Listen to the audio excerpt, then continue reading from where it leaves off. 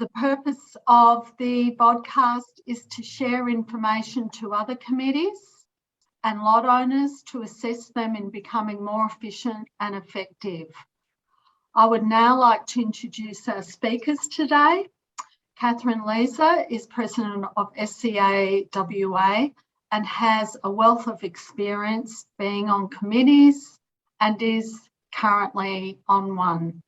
Nick Abbey, strata activist and advocate, shares also a lot of experience on committees as well.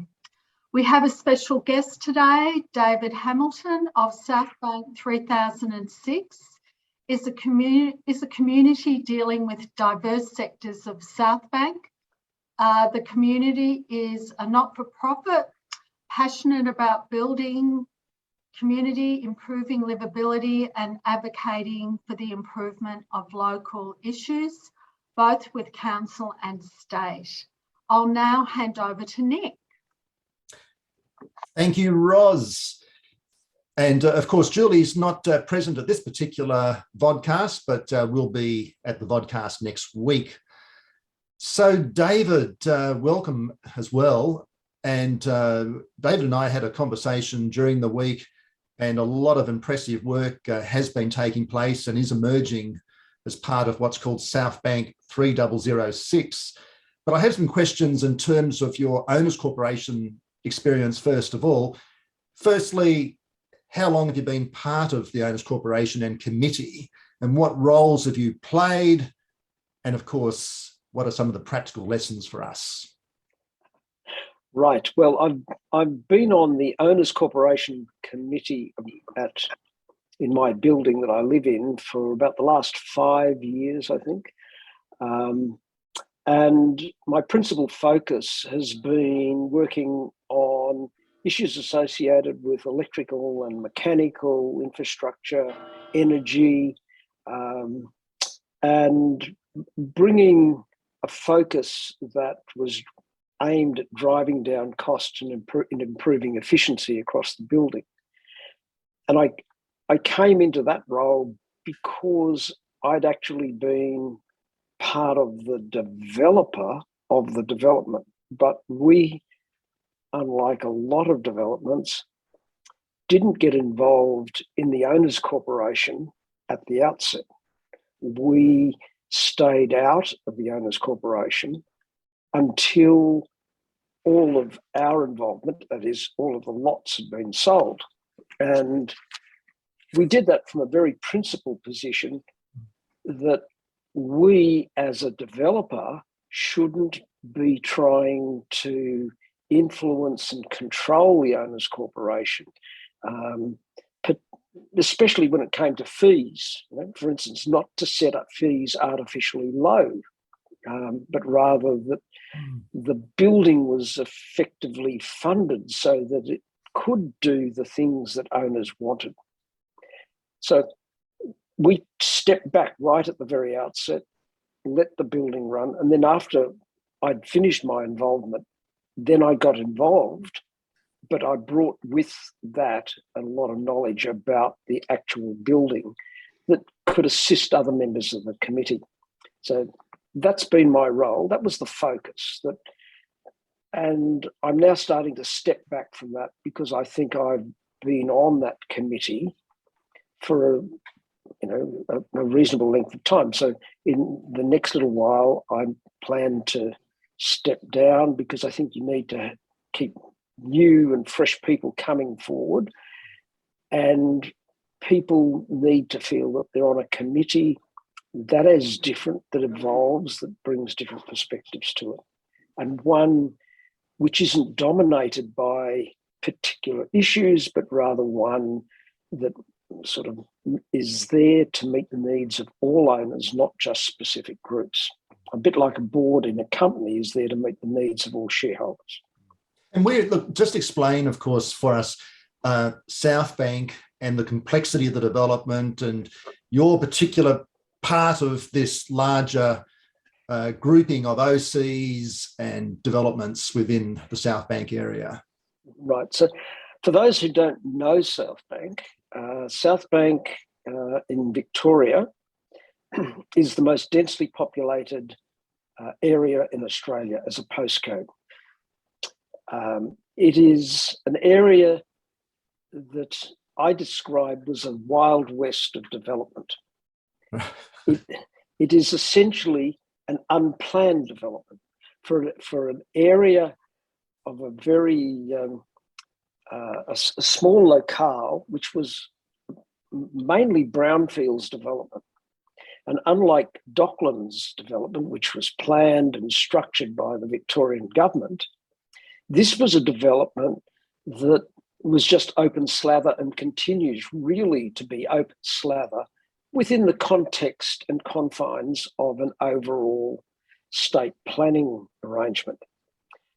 But in saying that, we had a minister for planning for quite a number of years who used his powers to override the actual planning constraints that were imposed by a planning scheme. So we saw the development, or we've seen and continue to see the development of buildings that are, 100 stories, not 100 meters. That we see all sorts of the impact of that development and that style of development is quite odd and quite strange. Separately, it's an area which has quite a number of statewide facilities, particularly arts facilities and businesses, whose focus is statewide. So they see their community as the community of Victoria, not the community of Southbank. So you've got this layer of complexity that has been thrown into it. And we now have this very dense area, densely populated area, with a lot of vertical villages. The original design of the area, or the original concept, and it actually was for low-rise development, townhouses and so forth. But that got thrown out a long time ago. So as a result of COVID, it became clear that people were living in these vertical villages, and communication between them, not just in them, but between them, was a significant issue. The livability of the area was suddenly brought into stark. It became a stark a thing of that people was very visible and something that they had to wanted to address. And we've got a diverse group of people from diverse ethnic backgrounds. We've got a lot of retirees have moved in as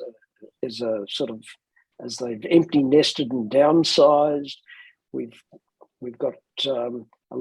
had a large number of international students who lived in the area, and then all of a sudden they disappeared.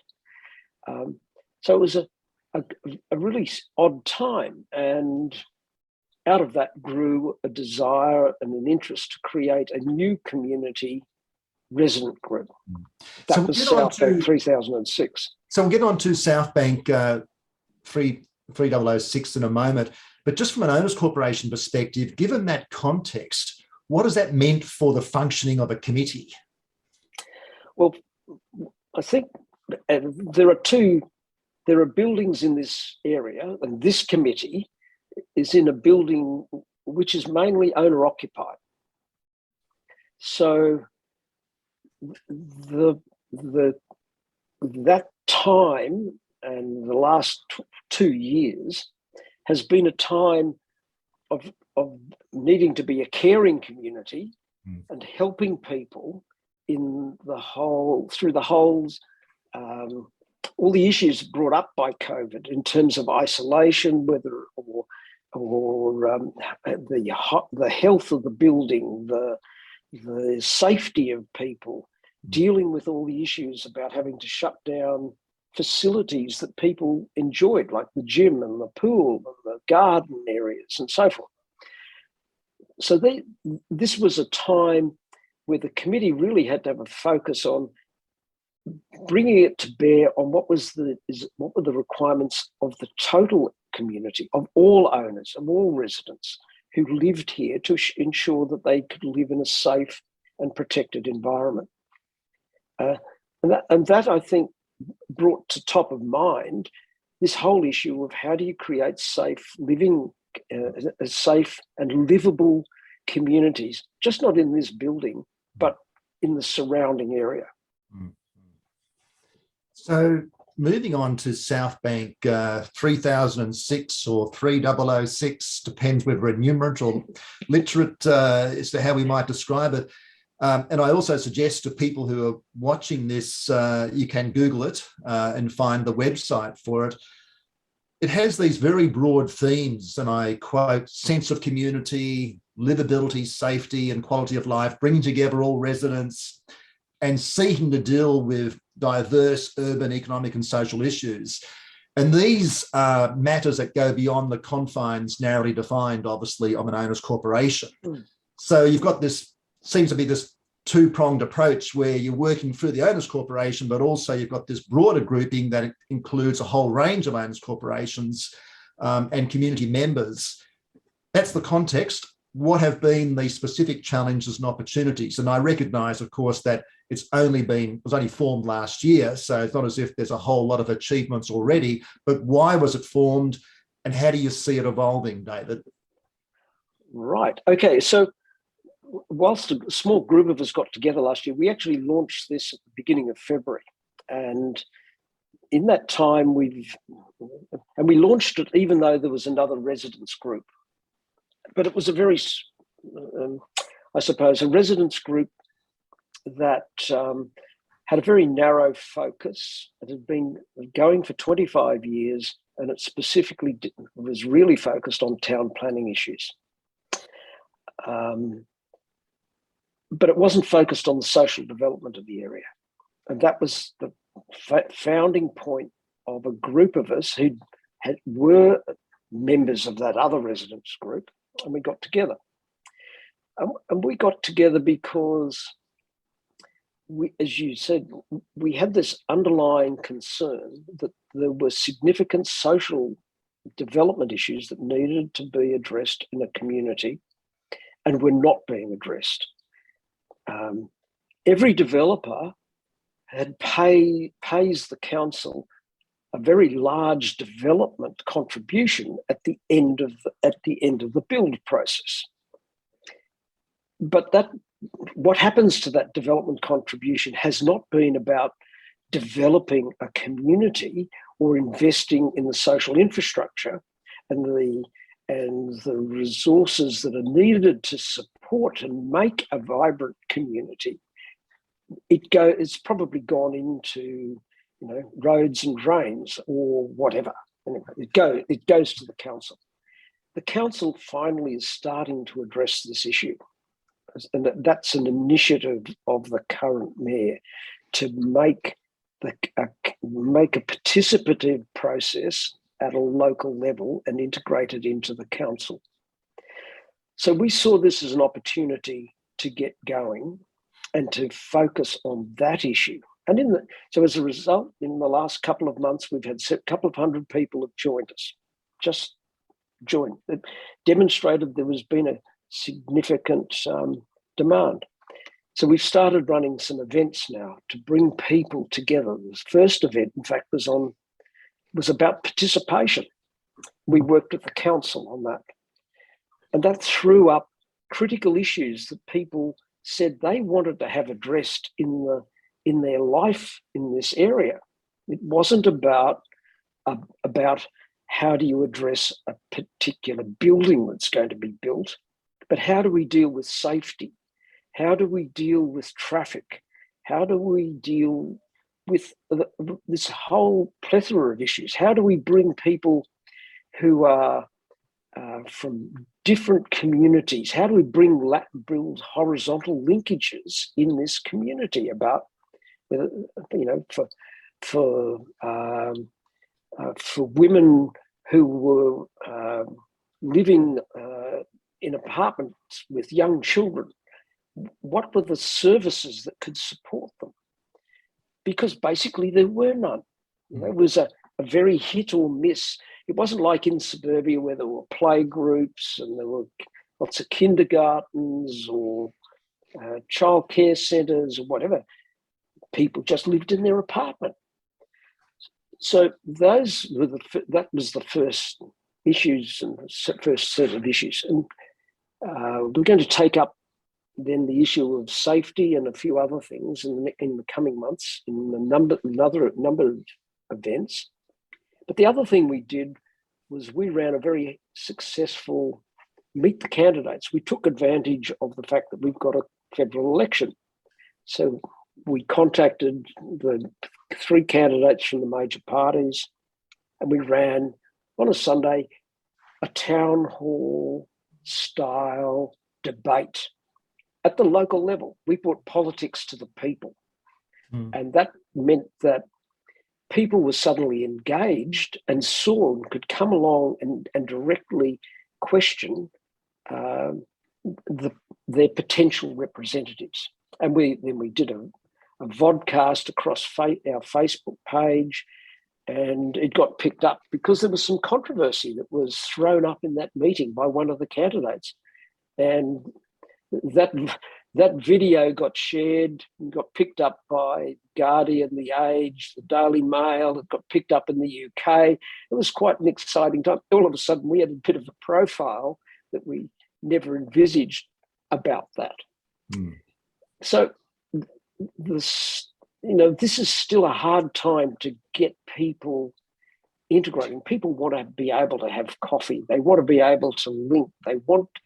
That's what's come out of this, that people really do live in vertical villages and they are tired of being in a filing cabinet. They want to get out of the filing cabinet and they want to find other people in the filing cabinet and they want to find people in other filing cabinets and build what it means to live in a highly densely populated but really interesting environment. This is the major arts precinct in Australia. It's the largest arts precinct in Australia. With concert halls and theatres and galleries, and the government's about to spend $1.8 billion building a new contemporary arts gallery, which will be the largest contemporary art gallery almost in the world. So that's a really exciting place to be, but challenging. Before handing over to Catherine for the next set of questions, just one final question for me. Coming out of all of that, including from an OC, an owners corporation perspective, what are the next practical steps? What's feasible, David, given the baggage and the context? Well, one of the things that we're doing in 3006 is to, in fact, build a tool of resources for owners corporation members, but not just the members of owners corporations, the people who are renters in buildings, because we think it's vital that people start to understand how an owners corporation works, what it can do, what it can't do, what are the issues that it can tackle, how meetings work, how insurance works, what's covered by insurance. So we want to use Southbank 3006 as a platform that people as owners and renters can get information about the community structure that actually manages the physical environment in which they live on a day-to-day basis. And we think that's key to livability.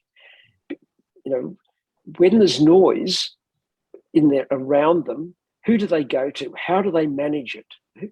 Who should take responsibility? What can you learn from each other?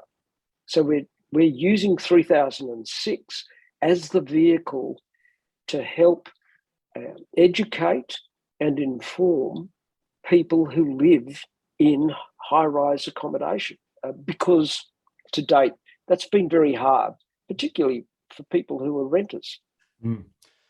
So David, illuminating, fascinating. And I was lucky to have a conversation with David prior to all of this. And we could talk for a long time about many of the issues and the challenges, but the opportunities. And I emphasise, do have a look at the Southbank 3006 website as well as the community association, which provides a bit more of a taste as to what this is all about and what the potential is. So thanks, David. And over to you, Catherine. You, David, I'm so fascinated to listen to your ideas on social cohesion, because that seems to be where my headspace is at, and we're talking about that a lot at the minute. In fact, our SCA conference coming up is all about theming about strata and community. So, you know, that's fascinating. But given your background, I'm keen to just understand, were you involved at all in retrofitting EV charging? Because that's, you know, we've got a tsunami of EV running at us in strata, and it's another hot topic. And I just wanted to know if your buildings were already built with EV charging, or whether you're retrofitting them, or what's going on there. Right. Okay. Well, in fact, that is a very good issue. In fact, to end of 2019, beginning of 2020, we recognised that we needed to do something about electric vehicles. We took that decision partly because we had a couple of people who'd bought electric vehicles, only lived here part-time, but when they came to Melbourne, they were tired of going to the Tesla supercharger in Richmond and to have to refuel to get home. So we started a debate, and it's quite an interesting debate, because I learned a lot from that. It took us a long time to work out how to achieve it, or how to solve the issue of retrofitting electric vehicle charging. Because this is a building that's 11 years old. So 11 years ago, electric vehicles, you know, there was a little bit of talk about electric vehicles, but nobody ever thought they'd be much of a reality, and time has shown that it's probably not right. But they're a very emotive issue. Right? So electric vehicles get conflated with climate change. And climate change in Australia, as we know, is a politicised subject. So electric vehicles were politicised. And that still occurs in some OCs, I know. So we started down a journey. And when we started on the journey, we had a committee of 7, and I was the only person saying, look, I think we need to do something about this. We've got a problem. It's going to occur. How do we address it? And everybody's sort of saying, well, you know, EVs, we don't have petrol stations. We don't have a petrol pump for people. Why should we do anything for an EV owner? Right? A very classic response, I can tell you. But it's changed quite considerably. So we just slowly worked our way through the issue. And of course, we made a mistake. Right at the beginning, we thought, right, what we need to do is get a piece of hardware. Right? Go out, get a piece of hardware. That's what you always do. We've got a problem. We've got a security problem. Let's get another security camera. We've got a something problem. Let's go and buy a bit of tech to solve the problem. That soon led us into trying to tease out the problem, which was, it's not really a technical problem, because all of the issues that we debated in the committee were about, well, if we have this charger, where do we put it? What happens if more than one person gets a car and wants to charge it? How do we recover the costs? All of the commercial and legal issues drove where our thinking was going and what was stopping us from being able to move forward. And so we developed some options. We developed an option of, people can go and charge in a commercial charging place. We had people who were trying to plug their EV into a power point in the car park. That occurs everywhere. That creates anger and apart from putting the building's electrical infrastructure at risk, because it's not designed to handle a couple of EVs charging at the one time. And we had this, will we have a central charger? And then we started looking at how do we make it simple? How do we make it easy? How do we make charging an EV like charging one of these things, a mobile phone? You know?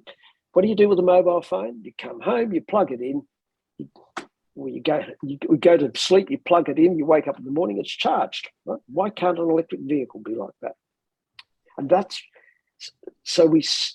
was also came into our thinking. So how do we bring people with us? Because it's a very emotive subject. And so we surveyed people. We asked. Nick will be happy to do that because he's always talking about surveys. Sorry? Nick will be happy to hear that you surveyed people because he's always talking about surveys. Right. So very quickly, we surveyed all of our... Thumbs up, David. We ran a Survey Monkey, survey, anonymous. We surveyed people about what sort of cars they owned at present. How do they live here? We surveyed people what sort of car they were thinking of buying. We surveyed people if we had EV charging, would it change their car they bought? And we asked people, even if they didn't think about getting a car, and we gave them options about the sorts of infrastructure we could put in, what would be their priorities. And we also asked people, if we had EV charging, would it make their building a more attractive place and add to the value of their lot for all owners? And the overwhelming response was, even if I'm not going to get an EV charge, even if I don't really think that, I don't support electric vehicles, but I think if we had made our building EV ready and the ability for an owner to make their car park EV ready, it would make my apartment have a better value. And you can that logic is fundamental to how you now proceed and do EV charging and retrofit it. And I'll talk about that next month. David, we're going to have to, I think we're going to have you back to talk about EV charging at least one more time because it's fascinating. But I think that ending question is just wonderful. So, Dee, what a wealth of experience. So thank you so much. And Ros, you can wrap us up in 2 minutes. Okay, thank you. So great. Today was a great insight into the issues and some great strategies at Southbank 3006. So thank you so much, David, for sharing. And as always, we do value your time, Nick and Catherine. So thank you so much, and we'll round out the session.